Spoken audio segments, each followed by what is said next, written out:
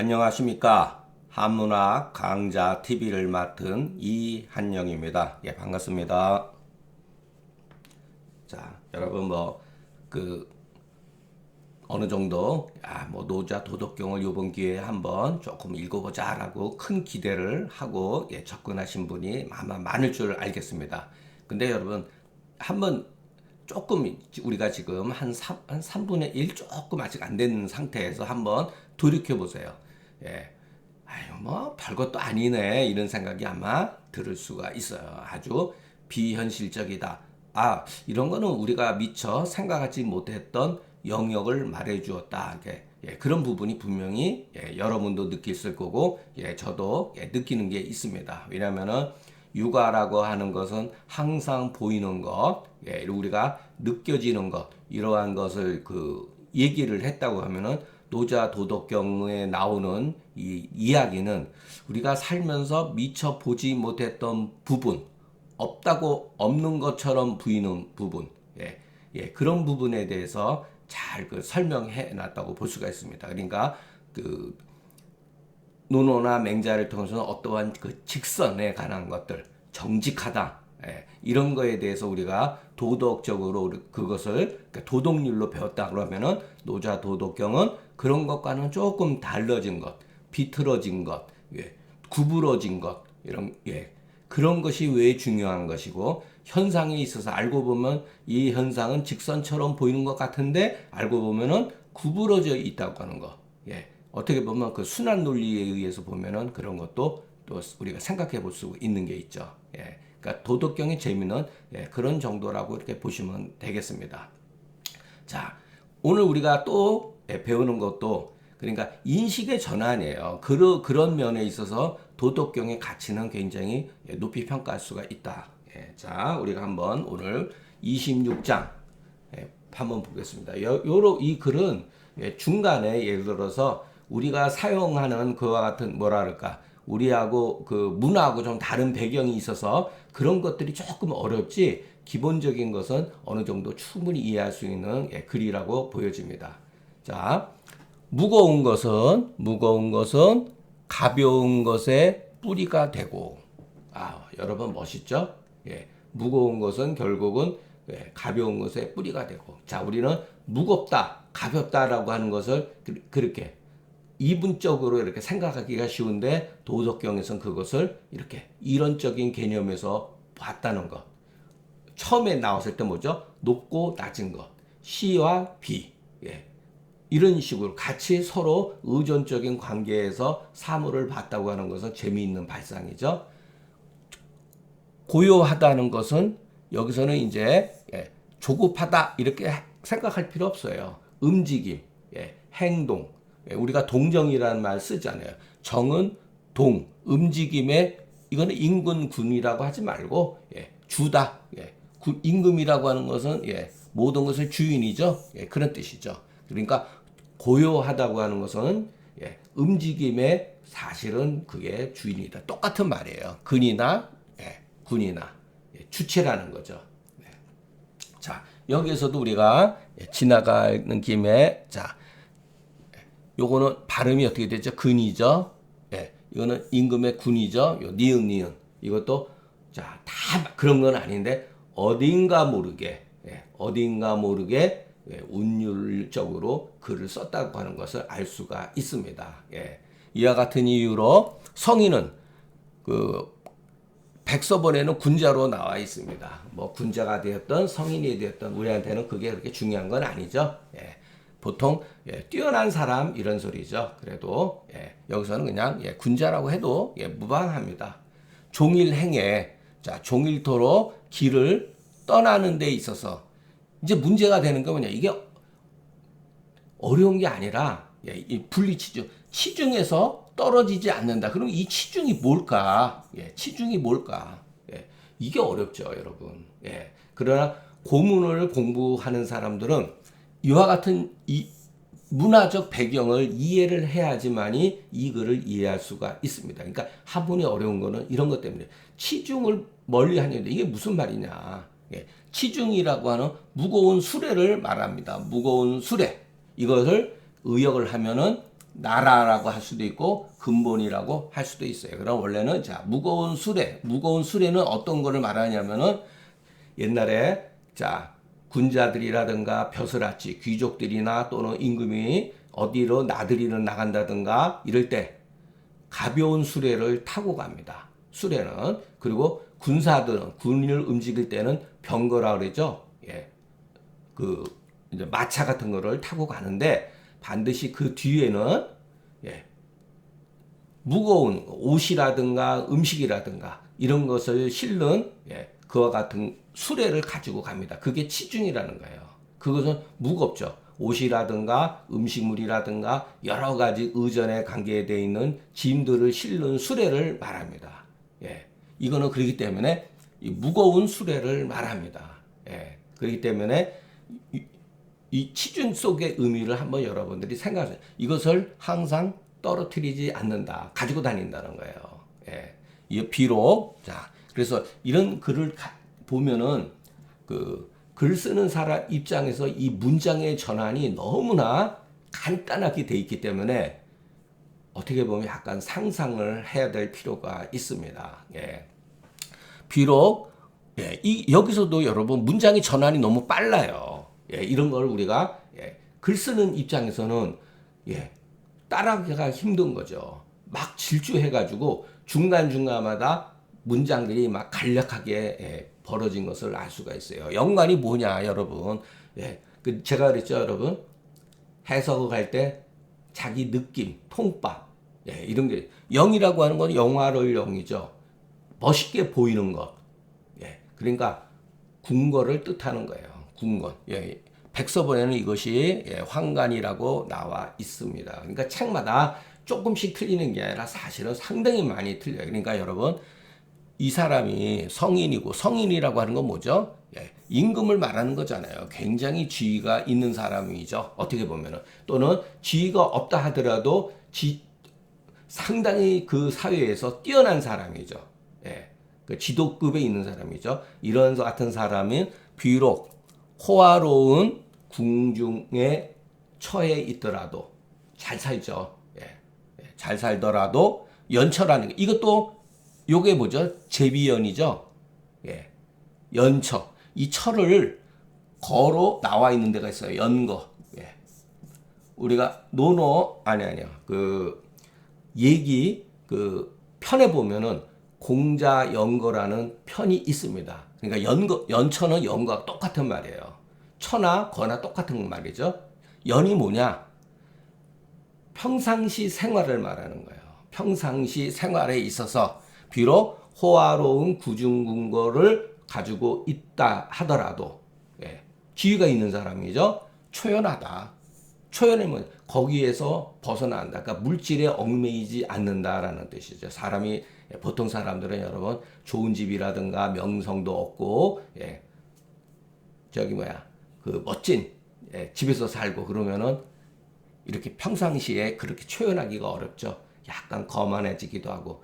벼슬자리도 마찬가지죠. 예, 동네 이장, 면장, 뭐만 해도 예, 어깨에 예, 힘이 들어가는데 그러지 않는다는 거죠. 예, 그러니까 이런 것도 어떻게 보면 여러분 이게 물이에요. 이런 게 예, 이게 외물입니다. 예, 이 외물이 나한테 어떠한 영향도 미치지 않는다는 것을 아마 말해주고 있는 것 같습니다. 그러니까 그 다음에 또 내하 어찌 된 이유 이런 소리예요.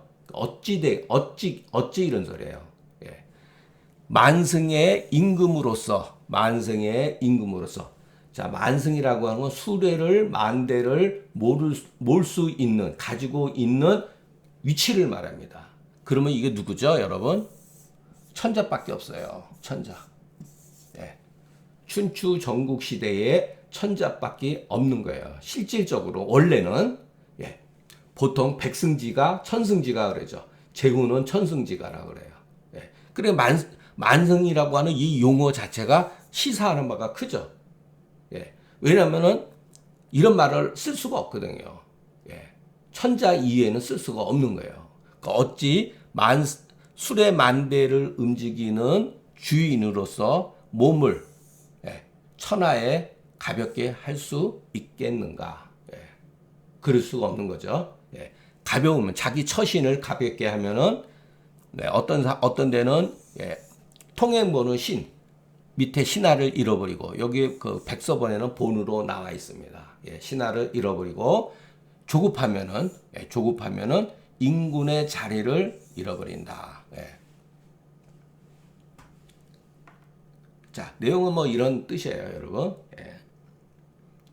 무게가 있어야 된다, 뭐 이런 뜻도 되지만, 예, 그것은, 예, 자, 왕필은 여기에 대해서 뭐라고 했냐면은, 대체로, 예, 어떠한 물건이 가벼운 경우는 무거운 것을 실지 못하고, 적은 것은, 예, 큰 것을 억누르지, 이렇게 지배하지, 누르다 이런 소리예요. 누를 수가 없으니, 예, 이건 뭐, 그냥 우리가 생각을 하면 어느 정도 말이 되죠. 근데 다음 글이 이제 이게 문제가 됩니다. 예, 그러니까 제가 그 여러분들하고 조금 다른 게 있다면 저는 글을 보다가 아무리 훌륭한 사람이, 유명한 사람이 글을 썼다 하더라도 이해 안 되는 부분을 딱 바로 느낌이 옵니다. 이게 무슨 뜻이지? 이런 게. 바로 이런 거래요. 불행자는, 움직이지 않는 자는 움직이게 하고, 자, 행하지 않는 자, 가지 않는 자는 가게 하고, 움직이지 않는 자는 움직이는 것을 제어한다. 이게 말이 안 되잖아요. 예.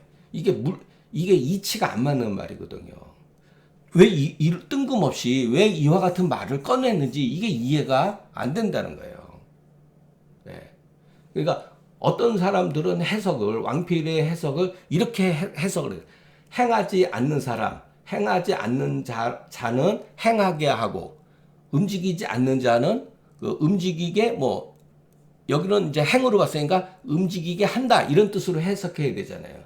이게 말이 어색한 말이라는 거예요. 도대체 이 글하고, 이 왕필 주석하고 무슨 상관이 있냐는 거예요. 그런데 우리가 도덕경이라고 하는 것은 행위보다는 무의를 주장하고, 그러잖아요. 뜻보다는, 유의보다는 무의를 주장하잖아요. 어떤 것을 행하는 기보다는 행하지 않는 것을 주장하잖아요. 그런데 어떤 분이 이렇게 해석을 해놨더라고요. 그래서 저는 이 해석이 비교적 그래도 이게 이 주석에 합당한 것으로 이제 보여집니다. 이게 뭐냐면은, 그렇게 해석하는 게 아니고, 불행으로 행하지 않음으로써, 예. 그러니까 여기서는 군자일 수도 있고 성인일 수도 있죠. 예. 깨달은 사람을 할 수도 있죠. 불행으로 자기가 행하지 않음으로써, 예. 행하는 사람을 부리고 자기의 그 부동함으로써 움직임을 제어한다. 이렇게 해석해 놓은 사람이 있더라고요. 찾아보니까. 그래서 저는 이게 맞는 것처럼 이렇게 보여집니다. 예. 그러니까 여러분들도 한번 생각을 해보세요. 예. 이와 같은 이유로, 이와 같은 것은 무거운 것은 반드시 가벼운 것에 뿌리가 되고, 고요한 것은 반드시 움직임에, 조급함의 주인이 되는 것이다. 그래서 중이라고 하는 것을 근본이 되어 있는 거로 떠나지 않는다. 예. 그래서 여기에 보면 치중이 생략되어 있죠. 여기에 보면은 치중이 무거운 수레라고 그랬죠. 그러니까 항상 마음이라든가 행동이라든가 이런 것, 인군되는 사람들, 지도자가 되어 있는 사람들은 가볍게 움직이지 않고 무겁게 처신한다. 그러니까 무겁다고 하는 건 뭐죠? 잘 움직이지 않고 자기의 어떠한 그 감정이라든가 무엇을 좋아하고 싫어하고 이런 것을 드러내지 않는 것을 말하는 게 아닌가 이렇게 생각되어집니다. 그래서 연처에 초연한 것은 예를 들어서 아주 멋진 의리하고 화려한 궁궐을 소유했을지라도 평상시에 거기에 대해서 초연할 수 있었던 것은 이것도 여러분 약간 의역을 해야 돼요. 여기에 불이경심, 마음을 움직이지 않는다 이 소리야. 그것으로서 요게 그것이 빠져 있는 거예요. 예. 그러니까 여기에 보면은 그 기자가 생략되어 있다 이렇게 볼 수가 있어요. 그것으로서 마음을 지배한다든가 다스린다든가 그러하지 않는다는 거예요. 예. 그래서 가벼운 것은 무거운 것을 진정시킬 수 없기 때문에 근본을 잃어버리게 되면은 자기 자신의 몸을 잃어버리고, 자, 인군의 지위를 잃어버린다는 것은 자기 자리를 잃어버린다는 것입니다.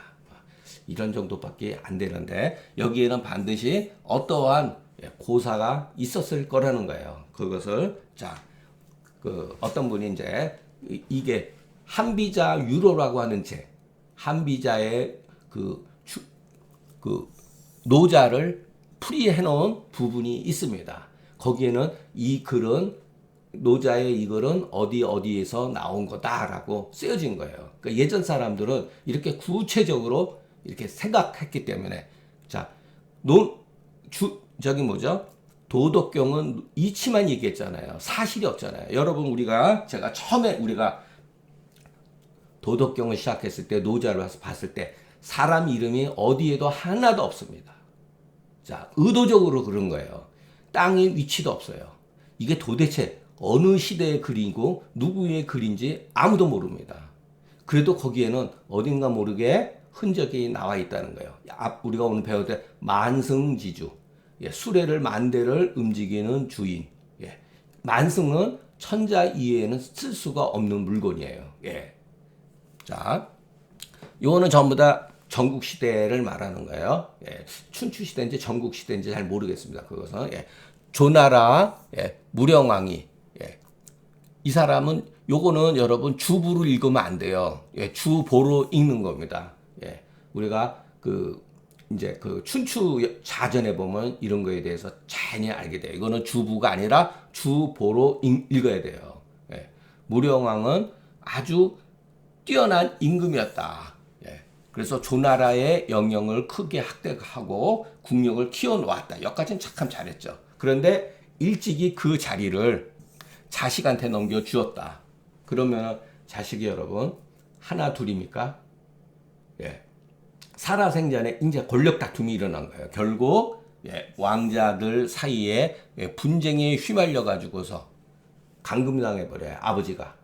무령왕이 감금당해 가지고 아무런 맥 없이 굶어 죽었습니다. 여러분, 이 권력이라는 게, 자, 부모 자식 간에도 쉽게 이렇게 주고받을 수 있는 게 문제가 아니에요. 자기 딴에는 여러분, 현명하게 나라도 커지고 그랬으니까 살아생전의 안정을 도모하기 위해서 자식한테 이제 물려 넘겨주려고 하다 보니까 자식이 뭐 하나 둘이 아니고, 같은 엄마에서 나온 자식도 아닐 수도 있잖아요, 여러분. 이런 게 중국 역사에 여러분 비일비재합니다. 죽고 나서도 권력 다툼이 일어나요. 제나라 황공이 바로 그랬습니다. 그래서 제나라도 황공이 죽자마자 패권을 바로 잃어버리게 돼요. 가족들 간에, 그 자식들 간에 권력 투쟁이 일어나면서 맥없이 죽고만 인물이다. 무령왕 일찍이 그 임금의 자리를 자식에게 물려준 것은 치중, 바로 치중, 나라를 떠난 것이고, 그 결과 무령왕은 근본도 잃었고 군주의 자리를 잃게 된 것이다. 자, 한비자 유로라고 하는 편에 보면은 이 글이 있습니다. 그래서 노자 도덕경의 이것은 바로 이와 같은 역사적 사실에 근거해서 해석해 놓은 것이라는 것을 알 수가 있어요. 그러니까 교묘하게 이렇게 편집해 놓은 거예요. 그러니까 우리가 여러분 이와 같은 사실을 근거를 해서 원래는, 자, 이게 무엇을 뜻하냐면은 한비자 유로라고 하거나 회남자의 해로라고 하는 책 또 편이 있습니다. 노자를 풀이해 놓은 그 내용들이 있어요. 거기에 보면 전부 다 우리가 이렇게 이해할 수 있는 어떠한 역사적 사실을 통해 가지고 그 의미를 해석하라는 뜻이에요. 그런데 이와 같은 것들이 바로 그 왕필에 의해서, 왕필로부터 넘어가기 시작하면서 다소 그 신비적인 개념으로 이렇게 풀이가 되기 시작한 거죠. 정신 수양이라든가, 어떻게 보면은 통치 철학의 개념이 신비주의하고 그런 개념으로 넘어가기 시작한 거예요. 그러니까 우리가 알고 있는 그 노자의 그 해석이 완전히 바뀐다는 거. 고대 초기의 노자에 대한 해석은 이와 같은 사실을 근거를 해가지고서 풀이했다고 하는 것을 우리가 이해할 수가 있습니다.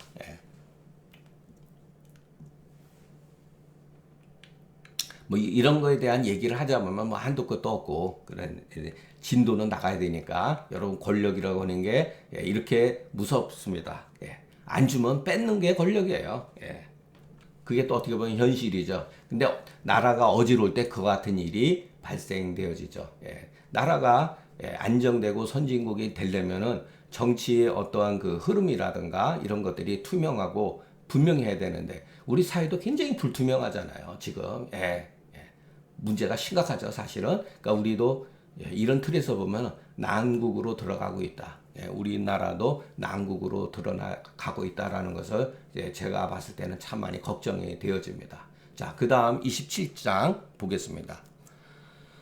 자, 선행은 무철저하고 선언은 무하적하며 선수는 무주책하고 선패는 무강건이 불가하게 하며 선결은 무승리하기 불가해라. 자, 먼저 우리가 해석하기 전에 자, 여기에 보면 이 적자로 돼 있죠. 이것도 적자, 이것도 책자. 발음이 기억을 끝나죠. 자, 이걸 이제 사성에서 여러분 저는 뭐 우문이라든가 중국말을 모르는데 우문에 있어서 이게 입성에 해당됩니다. 상성, 거성, 평성, 입성. 아이고 이거 잘못 썼습니다. 입성에 해당돼요. 입성. 발음이 기억 그리고 리을 비읍으로 끝나는 건 입성이에요. 운을 맞춰놓은 거죠. 요거 기억이죠. 기억. 이게 이제 운으로 맞춘 거. 그 다음에는 애자로 끝났죠. 요것도 해자죠. 요거는 요렇게 운을 맞춰놓은 겁니다. 그래서 우리가 공부를 할 때 한번 글을 읽을 때 이거는 뭐 어디 노자를 풀이하는 책에 지금 제가 말한 것처럼 운으로 이렇게 쓰여졌다라고 말한 게 해석한 사람은 거의 없는 거로 보여집니다. 그러나 제가 이걸 그냥 아는 게 아니라 예전에 그 우리나라 조선 중기의 장유 계곡이라는 분을 읽어보니까 그런 말이 있었어요. 어디서 봤는지 제가 그것까지는 기억이 잘 안 납니다. 자, 선이라고 하는 것은 착하다 이런 뜻으로 해석할 필요가 없어요. 선은 아이고 이게 매뉴얼이 자꾸만 왔다 갔다 해가지고 죄송합니다. 좋은 행동 이런 소리예요. 좋은 행동. 착한 행동이 아니라 올바른 행동은 철적이라는 이게 뭐죠? 수레바퀴철이죠. 우리가 수레를 타고 가면은 예전에는 수레바퀴 무게에 의해서 길에 그 바퀴 자국이 나오죠. 이 적은 뭐죠? 사람이 걷게 되면은 발자취가 남게 되죠. 그런 소리예요. 그러니까 흔적이 남기지 않는다 이런 소리예요. 재밌죠, 여러분? 좋은 행동은 어떠한 흔적도 없고 이런 소리죠. 그리고 또 좋은 말이라고 하는 것은 좋은 말은 뭐죠? 말을 거의 하지 않는 거죠. 우리가 앞에서 배웠죠. 희언이라는 거. 말을 적게 하는 것이 자연을 따르는 거다. 좋은 말이라고 하는 것은 말에 어떠한 하자, 허물 이런 게 없다는 거예요. 말을 많이 하게 되면은 실수를 하게 되죠, 여러분. 그런 경우 우리가 많이 있잖아요. 저도 이렇게 녹화를 하면서 쓸데없이 말을 많이 하다 보면은 핀트도 안 맞고 여러분들도 어리둥절하는 그와 같은 표현도 있을 거라고 보여집니다. 사람들이 근데 말을 잘한다는 게 쉽지가 않죠. 그러나 현대적인 개념하고는 틀리죠. 논어는 이런 식으로 말하지 않죠. 맹자도. 말이라고 하는 건 뭐죠? 좋은 말이라는 건 말을 할 때 해야 하는 것. 말을 하지 않으면 하지 않아야 되는 것. 이게 바로 좋은 말이죠. 근데 여기서는 일방적으로 그렇게 말을 했지만 그런 관점에서 봐야 되죠. 현대에 살면서 여러분 우리가 말 잘하는 게 얼마나 큰 그 사람의 장기면서 무기입니까? 말만 잘해도 말만 겉으로 번지르 해도 여러분 막말로 해서 대통령도 할 수 있는 세상이에요, 여러분. 웅변 같은 거 옛날에 그 고대의 웅변술 같은 거 얼마나 중요했습니까? 근데 노자는 일견 우리가 알고 있는 상식과 반대의 말을 항상 말해준다는 거. 이것도 참고해 볼 필요는 있어요. 선수라고 하는 건 뭐냐면 여러분 무엇을 이렇게 세다 이런 소리예요. 주판으로 무엇을 해고 우리가 숫자를 이렇게 헤아리는 것. 숫자를 잘 헤아리는 사람은 이런 소리예요. 주책을 사용하지 않는다. 이게 주책이 바로 계산기 같은 거예요. 옛날에는 이거를 산가지 가지고 숫자를 헤아렸습니다. 예, 산가지 가지고 선패, 좋은 자물쇠는 어떠한 물건을 숨기기 위해서 가리는 것은 잘 가리는 사람은 이 관건이라는 것이 이게 요즘 말로 하면은 아유 그 뭐라고 그래야 되나? 아유 갑자기 생각이 안 나네요. 아, 예, 죄송합니다. 예. 열쇠 같은 거예요, 열쇠. 예. 자물쇠 같은 거죠. 자물쇠. 예.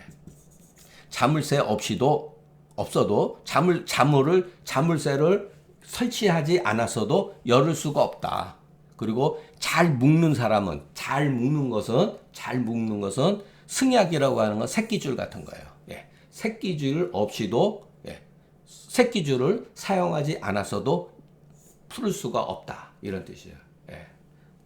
우리가 돈이라든가 귀중품이 있으면은 함단지라든가 조그만한 어떠한 그 금고에다가 잘 보관하죠. 그러지 않는다는 거예요. 예. 자, 이와 같은 이유로 성인은 이게 또 말이 앞에서 말을 하는 것과 지금 이 두 번째 글이 문장의 전환이 연결고리가 조금 미약을 합니다. 이와 같은 이유로 성인은 항상 사람을 잘 이것도 항상 사람을 구하기를 잘하니 고로 누구든지 버리는 사람이 없다. 성인은 사람을 버리지 않는다는 거예요. 그리고 자, 항상 물건을 잘 구제하기 때문에 물건을 또한 버리지 않는다. 여러분, 이건 똑같은 뜻입니다. 물이고 사람이라고 해석할 수도 없어요. 이것을 일러서 승명이라고 한다. 근데 여기서 이 습이라고 하는 게 해석하기가 어려워요. 책마다 다 다릅니다. 자, 이것을 습이라고 하는 것은 거듭 이런 소리예요. 아주 밝은 거다 이런 소리예요. 그런데 어떤 사람은 어떤 데서는 이 습은 학자마다 습은 가리다 이런 소리예요. 가리다. 그러니까 밝은 것을 가리는 것이다. 완전히 다르죠. 이건 저는 무엇이 맞다라고 이렇게 정의 내리기가 어렵습니다. 고로 선이 이것도 백서본하고 통행본하고 그 다음에 또 달라요. 백서본에는 선인은 착한 사람은 착한 사람의 선생이 된다. 이렇게 되어 있는 통행본에는 불선한 사람의 선생이 된다. 이렇게 되어 있어요. 이것도 여러분 어떠한 고사에서 나왔다는 거예요. 불선한 사람은 착한 사람이 요거 자라고 하는 게 뭐냐면은 무언가 도움이 된다. 뭔가 이렇게 부족한 거를 메워줄 수 있는 것이 있다 이런 뜻이에요. 이것도 굉장히 어렵죠. 불선한 사람은 착한 사람이 자가 된다. 그러니까 이거를 제 입장에서 이거는 뭐 어떤 책에도 없는데 시전에 이런 말 있죠. 여러분도 아마 아실 거예요. 이런 거. 타산지석이란 말 쓰죠. 타산지석이 가히 공옥이라는 다른 데의 산에 그 돌이 나의 나의 귀중한 옥을 다듬어 준다. 그게 뭐냐면은 우리가 그 나중에 시전에 거기 타산지석 가이공옥에 대해서 소강절이 어떻게 해석을 했냐면은 군자는 군자를 닦아주지 못한다는 거예요, 여러분. 군자는 오히려 우리가 수양을 하는 데 있어서 거칠은 사람, 소인배들은 여러분 얼마나 거칠습니까? 상대를 배려를 안 하잖아요. 자기만 알고. 그와 같은 소인들의 성격이 군자들이 같이 있으면은 소인들의 그 행태를 통해서 참아야 되는 거죠. 그래서 그렇게 해석을 했어요. 이것도 그런 뜻 같이 보여집니다. 뭐 그렇게 해석해도 틀린 것은 아니죠. 자, 이것도 이해하기가 조금 어려워요. 자, 그 선생을 귀히 여기지 않고, 여기는 선생이 나오죠. 그 다음에 그 도움 되는 바를 아끼지 아니하면, 비록 여기도 어려워요. 수지 대민이 여기에 현토가 원래 들어가야 돼요. 수지라도 비록 그 사람이 아주 지혜로운 사람일지라도 이와 같이 하지 않으면은 아주 심하게 미혹된 것이니 바로 이와 같은 것을 요멸하고 한다. 자, 이것도 여러분 왜 이런 식으로 썼는지 모르겠어요. 시위 승명, 시위 요묘. 요묘라고 하는 것은 매우 아주 중요한 미묘한 뜻이 담겨져 있다 이런 뜻이죠. 예, 과연 이런 것을 요묘라고 할 수 있을까? 예, 저는 뭐 이런 생각이 듭니다. 그래서 이 글이 이렇게 와닥 이렇게 닿지가 않습니다. 솔직히 얘기해서. 예. 자, 그 어떤 분이 이제 요거를 표현했는데 저는 이런 글이 오히려 굉장히 중요하다고 보여집니다. 예. 김홍경 선생이라고 하는 분이 누군지는 저도 잘 몰라요. 제가 가지고 있는 그 노자 도덕경에 대한 해석을 비교적 잘했는데 조금 장황한 게 조금 흠이에요. 예. 문헌 비교를 굉장히 잘했습니다. 근데 이런 면에 있어서는 아주 중요한 우리가 글을 공부하는 데 있어서 방식이라고 봅니다. 한나라 때 양웅 있죠? 여러분 제가 양자웅 같은 사람은 여러 번 양웅의 방언이라는 책이 있어요. 방언이라는 게 뭐냐면은 지역의 사투리를 기록해 둔 거예요.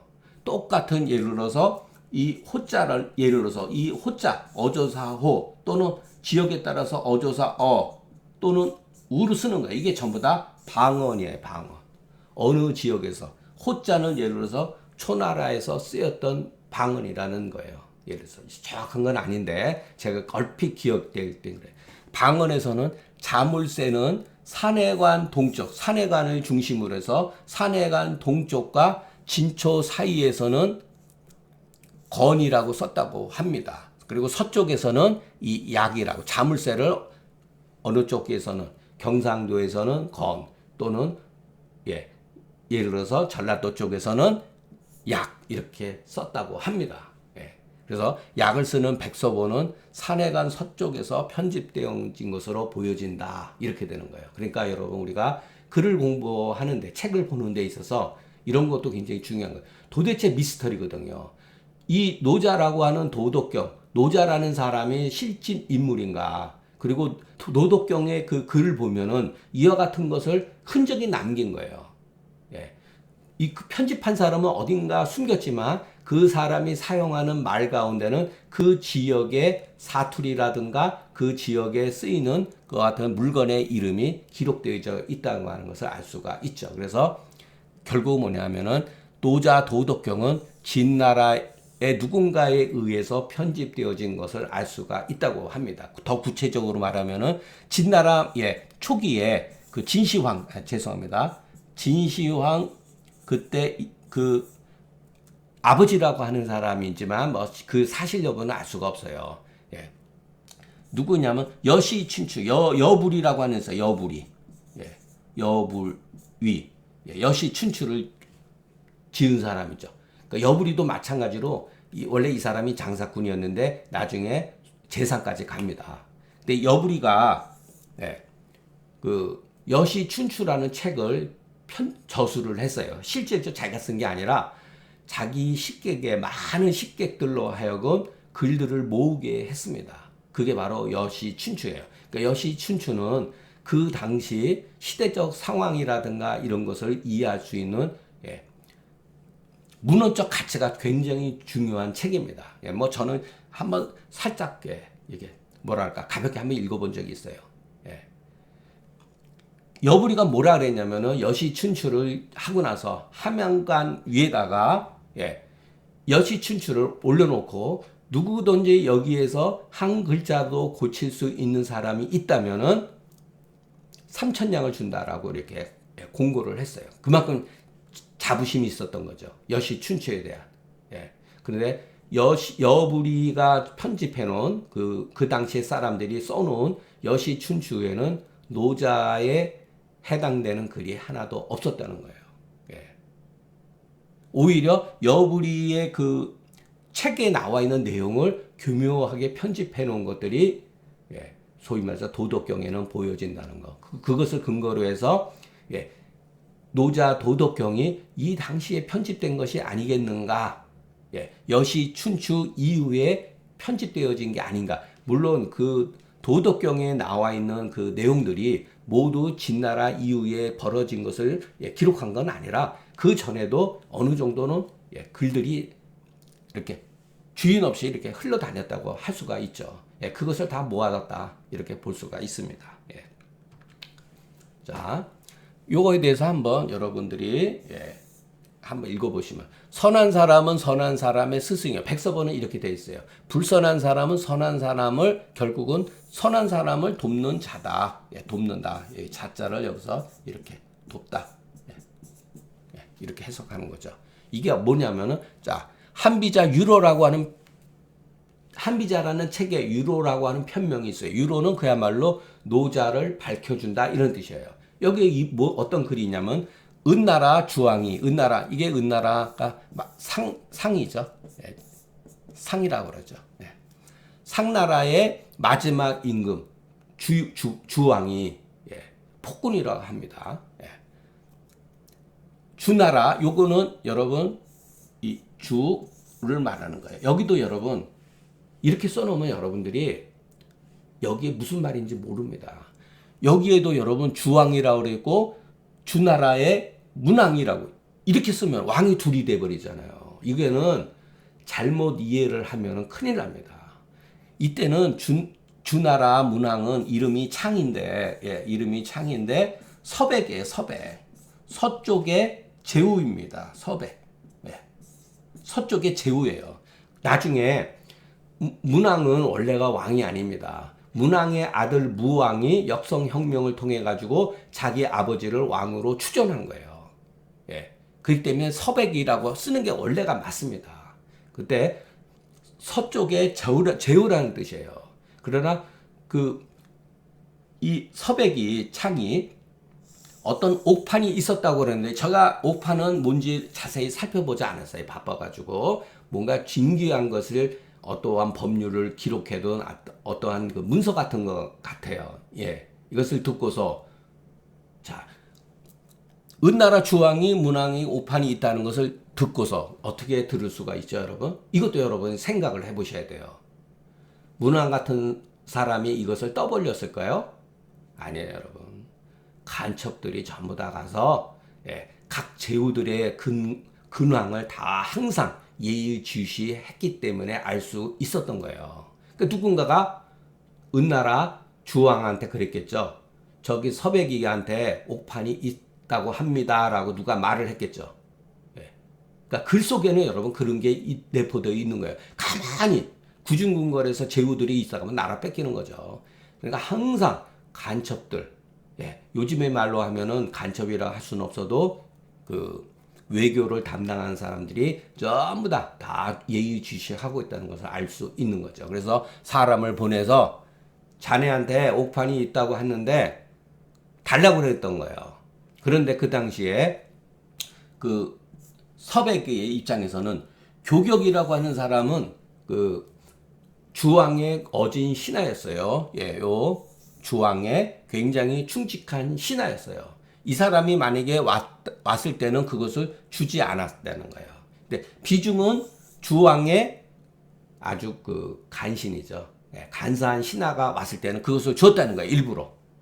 왜냐하면은 그것을 주면은 간신은 주왕의 신망을 얻어가지고 결국 은나라는 쇠망을 재촉하기 때문에 그랬다. 그러면 여러분 이걸 보세요.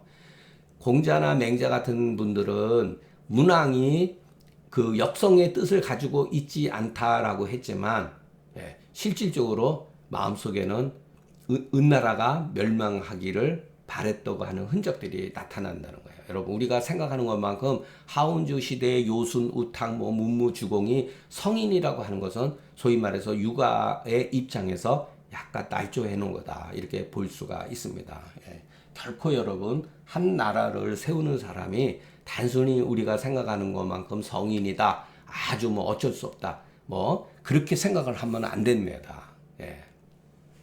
그리고 또 이 주왕이 문왕한테 못된 짓도 많이 했어요. 문왕의 아들 한 사람을 죽여가지고서 그것을 중국 사람들은 뭐라 그러죠? 그 고기를 갈아가지고 밀가루 같은데 반죽해가지고 그 경단 같은 경우 지금도 우리도 그런 거 먹죠, 여러분. 명절 때 돼지고기나 소고기에 갈아가지고서 밀가루에 묻혀가지고서 동그랑땡 같은 거를 하라 그러죠.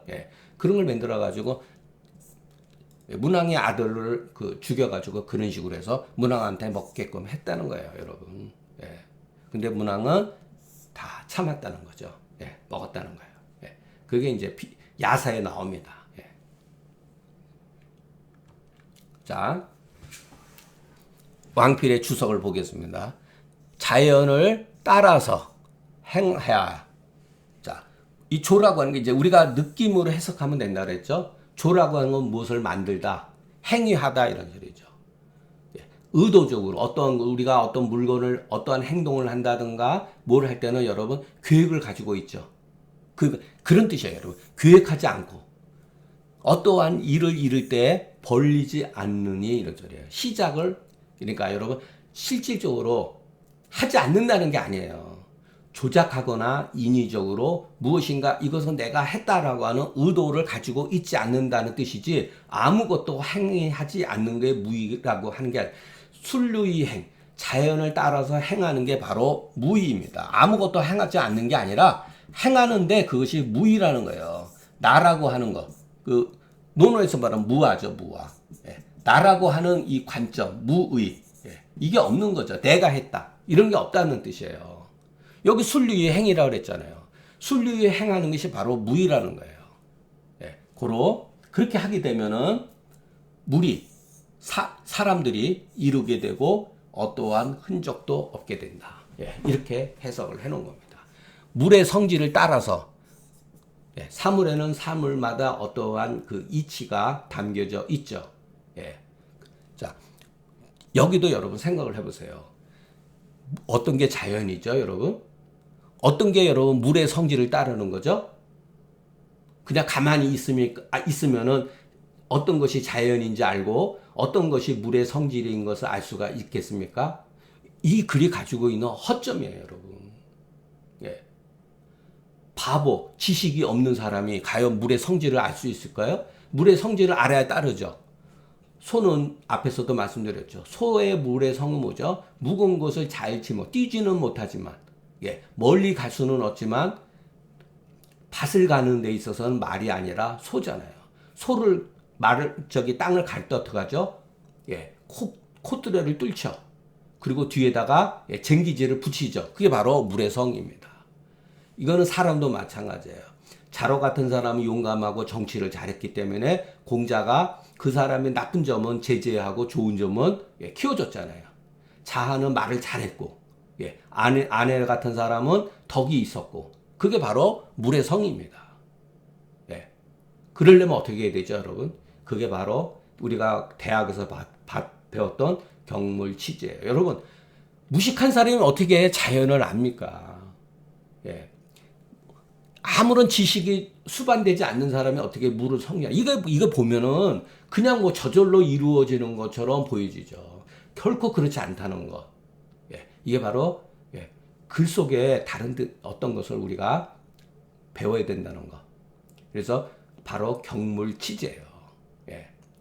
자, 말은 좋죠. 물의 성질 따라야 된다. 구별하지 않고 분별하지 않으니 어떠한 허점이 없다. 그래야지. 이것도 제가 조금 이해가 안 됩니다. 가듣기문이다. 그래서 가히 그 문을 들어가는 통로를 얻을 수가 있다. 문이라고 하는 것은 나가고 들어가는 거잖아요. 근데 왜 뜬금없이 이런 식으로 표현을 했는가? 그러니까 의역도 잘 안 됩니다. 그러니까 여러분 좋은 해석이 있으면은 저한테 말씀해 주셨으면 좋겠어요. 자, 결과적으로 인물 자연. 말은 참 좋습니다. 물의 그 자연으로 인해 가지고서 물의 성질대로 한다는 거예요, 여러분. 이거는 우리가 한의학에서 본초라는 것도 마찬가지죠. 인삼의 그 효능이 뭐죠? 옛날 사람이 생각한 것과 상한론에서 말하는 인삼의 효능과 근본시대에서 말하는 인삼의 효능, 심지어는 학자들마다 인삼은 음을 보호해준다, 어떤 사람은 양기를 보호해준다, 이런 식으로 다 극단적으로 나가죠. 또 현대에서는 완전히 인삼에 대한 것은 실험실에 의해 가지고서 하잖아요. 그만큼 어려운 겁니다. 도대체 자연이라는 게 뭐죠? 물의 자연으로 인해 가지고서 인위적으로 무엇인가 설정하지도 않고 인위적으로 베풀지도 아니하기 때문에 우리가 자물쇠라든가 새끼줄 같은 거 쓰지 않더라도 사람들이 열고 풀을 수가 없다. 아주 미묘하게 써놓은 거죠. 이 5가지는 모두 다 말하자면 불조불시하고 내가 무엇을 의도적으로 했다. 그런 뜻이 그렇게 해서는 안 된다는 거죠. 물의 성으로 인해서 그 형으로서 물을 제어하지 않는 거다. 물의 성으로 인해서 그 형으로서 그 물을 제어하지 않는 거다. 이런 것도 여러분 그 현대 그 철학적으로 시사하는 바가 굉장히 큽니다. 이것도 어려운 말이에요. 형으로서 그 물을 제어하지 않는다.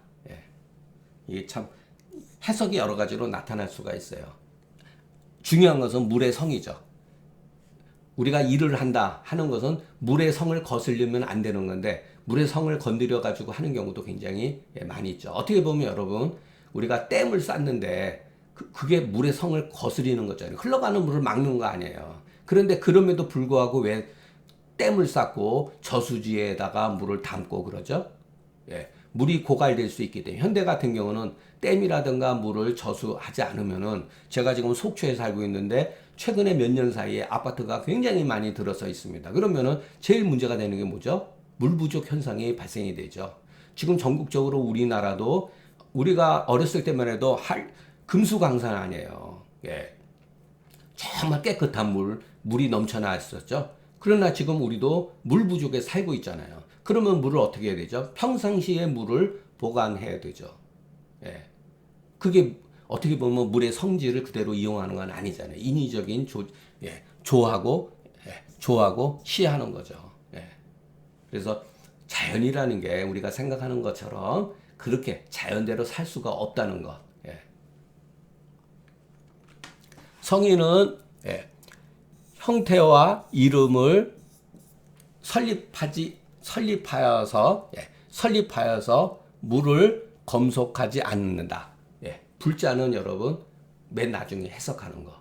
물을 검속하지 않는다는 거예요. 이게 그 앞에서 말한 그 왕필이 앞에서 뭐라고 했냐면은 이 물지성이 불이 형으로서 그 물을 제어하지 않는다. 이거에 대한 계속 똑같은 말 같습니다. 또 불조하다. 나가고 향이라고 하는 것도 여러분 이것도 저도 명확하게 이해하기가 조금 힘들어요. 그러니까 댓글로 이렇게 보여집니다. 그러니까 나가고 향하게 하는 것을 함으로써 여러분 그 죽이고 버리다. 불초한 사람. 이게 또 불초란 말 우리도 지금도 쓰죠. 자식이 부모한테 불초소생 이런 거 하잖아요. 옛날 소서 나온 거죠, 이거. 논어에도 나오고 맹자에도 나온 거로 알고 있어요. 불초한 사람, 어리석은 사람, 지식이 없는 사람 이렇게 보면 됩니다. 그러니까 불초한 사람을 죽이거나 버리지 않는다. 다만 만물의 자연을 보충을 해가지고서 시가 되지 않는다. 시작되지 않는다. 고로 사람을 버리지 않는 것이다. 이것도 굉장히 쉽지가 않죠, 여러분. 자, 시가 되기는 되는데 자기가 시가 되었다라고 생각하지 않는다는 거죠. 그래서 앞에서 우리가 배웠던 거 불상현, 현능, 어질고 능력인 사람을 이렇게 존중해주지 아니해야지만이 백성들이 다투지 않는다. 예를 들어서 너무 지나치게 엘리트주의라든가 이렇게 되면은 백성들이 다투게 된다는 거예요. 그리고 얻기 어려운 보화를 귀하게 여기지 아니하면 백성들이 도적이 되지 않는다. 이건 어느 정도 상식적인 거니까 불견 가욕즉 민심이 어지럽지 않는다. 이게 제가 예전에도 말씀드렸지만 어렵습니다. 가욕이라고 하는 거는 자기의 어떠한 의도, 자기의 그러니까 임금이 자기의 어떠한 의도를 보여주면 안 된다는 거예요. 어떠한 의도를 보이게 되면 백성들은 더 심하게 한다는 거예요. 우리 임금이 뭐를 하려고 하는 의도가 있다든가, 무엇을 더 좋아한다든가, 그러면 백성들은 그것보다 더 심하게 한다는 거예요. 그러다 보면 백성들은 혼란에 빠질 수가 있다. 저는 이렇게 해석을 했습니다. 그래서 항상 백성들의 마음들로 하여금 욕기 없고 혹됨이 없게 하게 되면 저절로 버리는 사람이 없게 된다. 근데 여러분 뭐 현대하고는 완전히 틀리죠. 예. 이거는 고대에서도 없었던 일이에요, 여러분. 그래서 어떤 사람들이 노자의 도덕경이 이상향이죠. 어떻게 보면은 이와 같은 이상적인 세상으로 만들기 위해서는 소국이어야 된대. 소국. 작은 나라. 작은 나라에서는 이게 가능하죠. 예. 제가 보니까 부탄이라는 나라에 대해서 경치도 보고 도대체 부탄 뭐 유튜브에 보니까 자주 나오죠, 여러분. 이상향처럼 부탄의 인구가 70만밖에 안 된대요. 70만. 예. 그러면은 지금 부탄의 현 그 왕이 굉장히 훌륭한 분이더라고요. 예. 스스로 그 국민들이 그 제왕의 어떤 왕권 중심이었는데 예, 지금 그 임금 저기 그 왕은 백성들로 하여금 민주주의를 조금씩 계몽해 정말로 계몽군주죠. 예. 그리고 비교적 그 행복하게 살고 있다. 여기 보면은 70만밖에 안 됩니다. 예. 이런 나라 같으면은 노자 도덕경을 한번 실천해 본 직도 하죠. 예. 자, 이것도 뭐 해석은 되는데 예, 그렇게 와닥 이렇게 와닿지는 않습니다. 선을 들어서 그 불선한 사람들로 하여금 스승 삼게 하니 고로 스승이라고 하는 것이다. 예, 자라고 하는 것은 뭔가 취할 게 있다라는 뜻이다. 네. 아까 불선이는 선인지 자라 그랬죠? 그런 뜻이죠. 또 선인은 선인의 스승이다. 이렇게 표현했잖아요. 예. 선을 들어서 불선한 사람들로 하여금 모범 삼게 하니 고로 그것이 사다. 이렇게. 선인은 선으로서 불선한 사람을 이렇게 맹자에 이 제자라는 말 나왔죠? 가지런하게 하다, 고르게 하다. 예. 그런 뜻이죠. 불선한 것을 고르게 하거나 또 선으로서 불선한 것을 어떤 경우는 버린다는 거예요. 이것도 무슨 말인지 잘 모르겠어요. 고로 불선한 사람은 선인들이 무엇인가 그 사람을 통해서 취할 바가 있다. 그러니까 선인은 불선한 사람 가운데 있어서도 저런 점은 나쁘니까 내가 조심해야겠구나. 저 사람은 불선한 사람이다 하더라도 이와 같은 좋은 점이 있으니까 내가 취할 게 있구나. 막 그런 뜻 같습니다. 예. 비록 그 사람이 지혜가 있을지라도 스스로 마음대로 멋대로 그 지를 사용하면 자임이라는 뜻은 좋은 뜻이 아니죠. 그렇기 때문에 원래 그 사람이 지혜로운 사람일지라도 자기 멋대로 그 지혜를 쓰고 자 물의 성을 따르지 않는 거예요. 자기 의도대로 물을 따르지 않으면 자 이거를 어떤 사람은 저도 그 검색을 해보니까 이게 없어요. 이거는 제가 그냥 현도로 보죠. 불인무로 기도 이렇게 해석을 했습니다. 그 도에 그 물을 인하지 않으면 이렇게 해석을 했어요. 반드시 이르니 이렇게 구두 찍으면 안 됩니다. 예, 그렇게 연결하면 안 되고 이거는 반드시 불인물하면 그러니까 임기지하고 불인물 자기가 멋대로 그 뜻을 쓰고 그 사물의 성이 있죠. 물지성을 따라야 된다 그랬죠. 물지성에 따르지 않으면 이렇게 해석을 합니다. 어기도에 그러니까 그 도에 있어서 반드시 잃어버리게 된다. 그러니까 일본 사람들이 그 왕피를 그 구두 찍어 놓은 게 있거든요, 저한테. 그래서 어떻게 찍어 놨더니 여기다 찍었더라고요. 예, 동그랗게 썼습니다. 그러니까 이렇게 하는 게 맞아요. 일본 사람들이 이렇게 구두 찍은. 그러면 여기에는 뭐가 빠져 있느냐? 즉자가 빠져 있어요. 예, 원래는 문법적으로 불인물하면 즉어기도에 또는 즉기어도에 원래 이렇게 쓰는 게 문법적으로 더 편합니다. 뭐뭐 하게 되면 바로 그 도에 있어서 이렇게 즉기어도 야에 여기에 야자 반드시 잃어버리게 된다. 이렇게 간단하게 쓴 거예요, 여러분. 자, 제가 여러분들한테 이렇게 구두를 이렇게 쓰고 현토를 붙이니까 그냥 당연하게 그렇게 해석하는 줄 알지만 저도 혹시 잘못 구두를 찍거나 현토를 붙이는 경우가 없다고 할 수는 없어요. 그렇기 때문에 비록 되지라도 여기도 죄송합니다. 여기도 수지라도 여기 현토가 빠져 있는 거예요. 이 사람이 원래 지식이 있죠. 지식이 일지라도 이 사람은 매우 미혹된 사람이다. 이렇게. 잘못하면은요, 예, 수지대미, 이게 뭐야? 그 지가 크게 미혹됐다? 이렇게 해석하면 안 돼요. 예, 그래서 수지라도 대민이라. 너무 현토를 그냥 다 갖다 붙이기가 불편해서 그런 거예요. 그러니까 글을 여러분들이 물리가 나고 하면은 대본에 이런 것도, 예, 구두를 어떻게 찍어. 그 글자는 이렇게 붙여놔도 상관은 없어요. 구두를 안 찍어도 상관은 없는데 여기에 원래 수지라도 이렇게 현토가 있는 거하고 현토가 없는 거하고 해석하기가 완전히 다른 거죠. 예. 비록 지혜롭다 하더라도 이 사람은 굉장히 미혹된 사람이다. 헛똑똑이다. 이런 소리죠. 예. 자, 아유, 뭐, 쉬운 글이 없습니다. 예, 솔직히 얘기해서, 예, 저하고, 예, 이렇게, 제하고 생각하는 게 뭐 틀려서 그런 게 아니라, 글 쓰는 방법이 상당히 난사파해져 있기 때문에, 이게 무엇을 말하는지 명확하게 저도 여러분들한테, 예, 설명하기 어렵다는 점, 이해해 주셨으면 감사하겠습니다. 자, 하여튼 간에, 뭐, 억지로 해서, 1시간 정도씩 이렇게 녹화를 하는데 하고 나면서도 하는 중에도 솔직히 얘기해서 저도 진땀 굉장히 많이 흘립니다. 중간에 왜냐하면 저도 나이가 있다 보니까 매일 쓰던 영어 잠을 새도 이렇게 생각이 안 나요, 여러분. 예. 그러니까 뭐를 이렇게 하다 보면 버벅거리게 되고, 예. 머릿속에서는 아는데 이게 입으로 안 나옵니다. 예. 이게 이제 나이가 들었고 익숙해지지 않았기 때문에 그런 거예요.